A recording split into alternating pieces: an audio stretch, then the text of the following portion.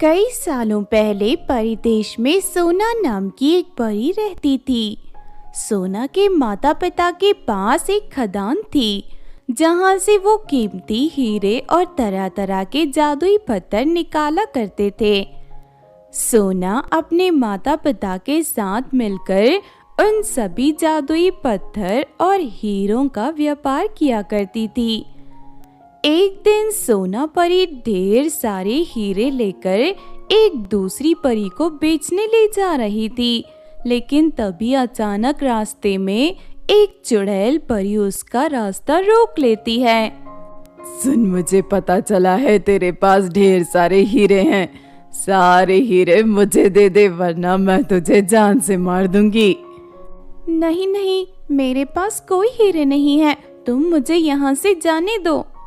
देख, झूठ मत बोल, मैं अच्छी तरह जानती हूँ इस वक्त तेरी थैली में बहुत सारे हीरे रखे हैं। अगर तुझे अपनी जान प्यारी है तो सारे हीरे मुझे दे दे वरना मैं तुझे मार डालूंगी। सोना परी हीरे देने से इनकार कर देती है। ये देख चुड़ैल परी को बहुत गुस्सा आता है और वो सोना परी की पिटाई करने लगती है। बचाओ बचाओ, कोई मुझे बचाओ, कोई मेरी मदद करो। देखते ही देखते वो चुड़ैल परी सोना परी की पिटाई करके उसे बुरी तरह घायल कर देती है। उसके बाद वो चुड़ैल परी सोना के पास मौजूद हीरों से भरी थैली अपने कब्जे में ले लेती है और हंसते हुए कहती है, अगर तूने ये हीरे पहले ही दे दिए होते तो तुझे इतनी मार नहीं खानी पड़ती। उसके बाद चुड़ैल परी वहां से चली जाती है। बेचारी सोना परी रोते हुए अपने घर पहुंचती है और अपनी माँ को सारी बात बता देती है। इस तरह कुछ दिन बाद सोना परी दोबारा ढेर सारे पत्थर किसी अमीर परी को बेचने जा रही थी। इस बार दो चुड़ैल परियां उसका रास्ता रोक लेती है, उसकी खूब पिटाई करती हैं और उसके जादुई पत्थर छीन लेती है। माँ, उन चुड़ैल परियों ने तो हमारा जीना हराम कर रखा है। अगर वो इसी तरह हमें लूटते रहे तो एक दिन हमें पूरी तरह कंगाल बना देंगे। तू चिंता मत कर बेटी, उन चुड़ैल परियों से बचने का मेरे पास एक अच्छा उपाय है। फिर अगले दिन सोना परी की माँ अपनी जादूगरनी सहेली से एक जादुई सुनहरा आईना खरीद कर घर ले आती है। ये देख बेटी, ये जादू आईना है। ये तुझे दुनिया का कोई भी दृश्य दिखा सकता है। अगर रास्ते में लुटेरे चुड़ैल परियां मौजूद होंगी तो ये आईना तुझे पहले ही उनके बारे में बता देगा। अरे वाह माँ, ये आईना तो बहुत ही कमाल का है। हाँ, लेकिन इसकी चार्जिंग रोज फुल करनी होगी और अपने साथ ले जाना होगा तुझे। उसके बाद नीता परी आईने को चार्जिंग पर लगा देती है। फिर अगले दिन सोना परी ढेर सारे हीरे और उस आईने को लेकर एक व्यापारी परी के घर की ओर निकल पड़ती है।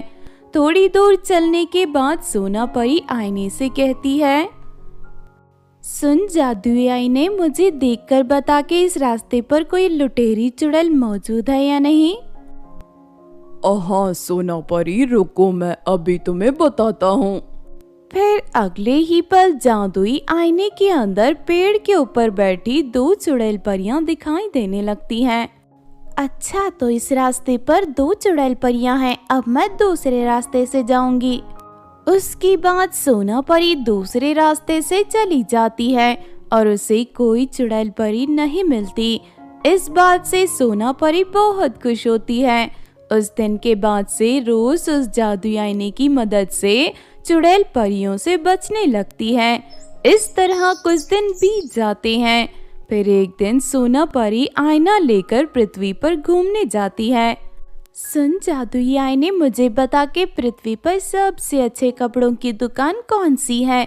मुझे अपने लिए सुंदर कपड़े खरीदने हैं। लेकिन तभी अचानक जादुई आईने की चार्जिंग खत्म हो जाती है। अरे नहीं, मैं जल्दबाजी में तो इसकी चार्जिंग करना भूल गई थी। तभी सोना को पिंकी नाम की एक लड़की दिखाई देती है। सुनो लड़की, मेरी इस आईने की चार्जिंग खत्म हो गई है, मुझे इसे चार्ज करना है, क्या तुम मेरी सहायता करोगी? एक आईने को चार्ज करने की बात सुनकर पिंकी को बड़ी हैरानी होती है। उसके बाद सोना परी पिंकी को जादुई आईने के बारे में सब बता देती है। मेरा घर यही पास में है, चलो तुम मेरे घर पर चलकर इसको चार्ज कर लेना।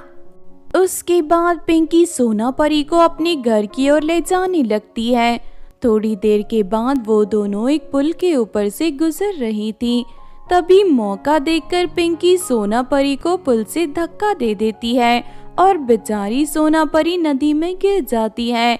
ये देख पिंकी बहुत खुश होती है, उस आईने को लेकर वहां से भाग जाती है। अरे वाह, अब मैं इस जादुई आईने का फायदा उठाऊंगी। फिर पिंकी उस जादुई आईने को चार्जिंग पर लगा देती है। थोड़ी देर के बाद जादुई आईना पूरी तरह चार्ज हो जाता है। तभी अचानक पिंकी को अपने घर के बाहर सड़क पर कुछ लोगों का शोर सुनाई देने लगता है। सुबह से मेरा बेटा गायब है, पता नहीं वो अचानक कहाँ चला गया। मैं उसे चारों तरफ ढूंढकर परेशान हो गई हूँ, कोई मेरे बच्चे का पता लगाओ।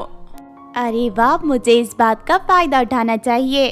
उसके बाद पिंकी उस औरत के पास पहुंचकर उसे कहती है, सुनो, मैं तुम्हारे बेटे का पता लगा सकती हूँ, लेकिन इसके बदले मैं 10,000 रुपए लूंगी। अरे 10,000 क्या, मैं पूरे 20,000 रुपए दूंगी, बस मेरा बेटा चाहिए मुझे। उसके बाद पिंकी अपने घर चली जाती है और जादुई आईने से उस औरत के बेटे का पता पूछने लगती है। अगले ही पल जादुई आईने के अंदर से उस औरत का बेटा एक बदमाश आदमी के साथ दिखाई देता है, जो उसे किडनैप करके पहाड़ी पर छुपा रखा था। अरे ये बदमाश आदमी तो बच्चे के साथ गांव की पहाड़ी पर है। पिंकी फौरन गांव वालों को सारी बात बता देती है। फिर सभी गांव वाले डंडा लेकर पहाड़ी की ओर निकल पड़ते हैं। थोड़ी देर में वो सभी बदमाश आदमी को पकड़कर उसकी खूब पिटाई करके उसके बाद वो वहां से भाग जाता है। अपने बेटे को पाकर वो औरत बहुत खुश होती है और पिंकी को पूरे 20,000 रुपए देती है। अरे वाह, बिना कोई मेहनत के मैंने थोड़ी ही देर में 20,000 रुपए कमा लिए। उसके बाद पिंकी पूरे गांव वालों को बताती है कि किसी को भी अगर कोई चीज ढूंढनी है तो उससे संपर्क करें। फिर 2 दिन के बाद एक व्यापारी पिंकी के पास आता है। सुनो लड़की, कुछ दिनों पहले मेरे घर पर चोरी हुई थी, लेकिन अभी तक चोरों का पता नहीं चला। अगर तुम चोरों का पता लगा दो तो मैं तुम्हें मुंह मांगी कीमत दूंगा। बस फिर क्या था, पिंकी जादुई आईने से पूछकर चोरों का पता लगा लेती है। उसके बाद व्यापारी अपने आदमियों के साथ गुफा के अंदर छुपे सभी चोरों को पकड़कर उनकी खूब पिटाई करता है और अपनी सारी धन दौलत वापस हासिल कर लेता है। बदले में वो व्यापारी पिंकी को ढेर सारे पैसे भी देता है। इस तरह लोगों की खोई हुई चीजों का पता लगाकर पिंकी कुछ ही दिनों में बहुत पैसे कमा लेती है। लेकिन धीरे धीरे पिंकी के मन में लालच आ जाता है। मुझे ये छोटे मोटे काम बंद कर देना चाहिए। इस जादुई आईने से मैं जमीन में छुपे खजाने का भी पता लगा सकती हूँ। उसके बाद मैं बहुत अमीर बन जाऊंगी और एक महल बनाकर वहाँ ढेर सारे नौकर चाकर रखकर मजे से अपनी जिंदगी जीऊंगी। फिर पिंकी जादुई आईने से जमीन में दफन खजाने के बारे में पूछने लगती है। जादुई आईना पिंकी को दिखाता है कि पास वाले जंगल में एक बड़े से पेड़ के बगल में ढेर सारा खजाना दफन है। पिंकी फौरन खुदाई का सामान लेकर उस खजाने के पास पहुंच जाती है। लेकिन पिंकी जैसे ही जमीन में खुदाई करना शुरू करती है कि तभी वहां पर एक विशाल कौवा आ जाता है। उस कौवे के पीठ पर एक डरावना भूत बैठा हुआ था। अच्छा, तो तू मेरा खजाना चुराने आई है? अरे बाप रे, अचानक ये कहां से आ गया? सुन, जादुई आईने अपनी जादुई शक्ति से इस भूत को भगा दे। मैं सिर्फ अपनी शक्ति से चीजों का पता लगा सकता हूँ, भूत से लड़ने की शक्ति मेरे अंदर नहीं है। उसके बाद वो भूत पिंकी को पकड़कर उसकी खूब पिटाई करता है। मैं लालची और धोखेबाज लोगों को कभी माफ नहीं करता, चल मरने के लिए तैयार हो जा। फिर भूत का इशारा पाकर कौवा पिंकी को अपनी चोंच मारना शुरू कर देता है। देखते ही देखते उसके शरीर को पूरी तरह नोच कर खा जाता है। इस तरह पिंकी को उसके लालच का फल मिल जाता है और वो बेमौत मारी जाती है।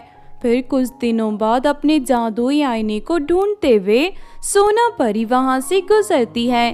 तभी उस पेड़ के बगल में आईना दिखाई देता है। अपने जादुई आईने को देख सोना परी बहुत खुश होती है और उसे लेकर वापस परी देश लौट जाती है।